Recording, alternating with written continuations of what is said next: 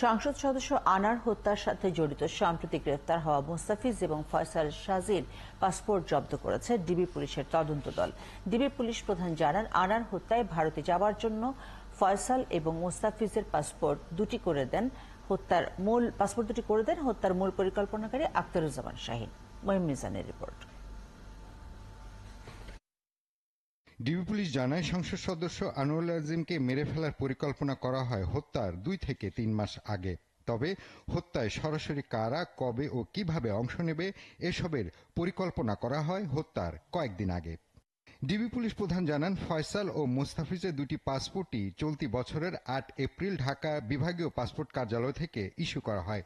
পাসপোর্টে ফয়সালের স্থায়ী ঠিকানা হিসেবে খুলনার ফুলতলা থানার অলকা গ্রাম ও মুস্তাফিজের স্থায়ী ঠিকানা খুলনার ফুলতলার যুগনি পাশা গ্রাম উল্লেখ করা হয়।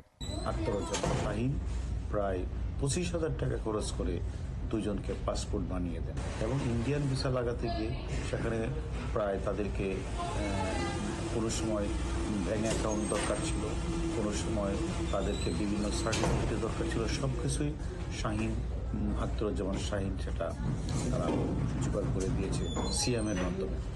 গোয়েন্দা কর্মকর্তারা বলেন, এমপি আনারকে কলকাতায় হত্যার পরিকল্পনা সাজিয়ে মুস্তাফিজ ও ফয়সালকে পাসপোর্ট করানো হয়। ভারতীয় ভিসা সংগ্রহ করে 11 মে কলকাতায় ঢোকেন তারা। হত্যাকাণ্ড শেষে 19 মে মুস্তাফিজ ও 18 মে ফয়সাল দেশে ফিরে আসে।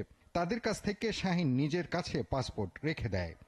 তখন আমাদের টিম এরা দুজনকে নিয়ে আখতারুজ্জামান শাহীনের বসুন্ধরার যে বাসাটা এল ব্লকে, সেই বাসায় অভিযান করে, যে বাসায় আখতারুজ্জামান শাহীন মদের একটা কারখানা বানিয়েছিলেন, সেই বাসায় আমরা অভিযান পরিচালনা করে আমরা সেখান থেকে মুস্তাফিজ এবং ফয়সাল শাহজির দুটি পাসপোর্টই আমরা কিন্তু উদ্ধার করেছি।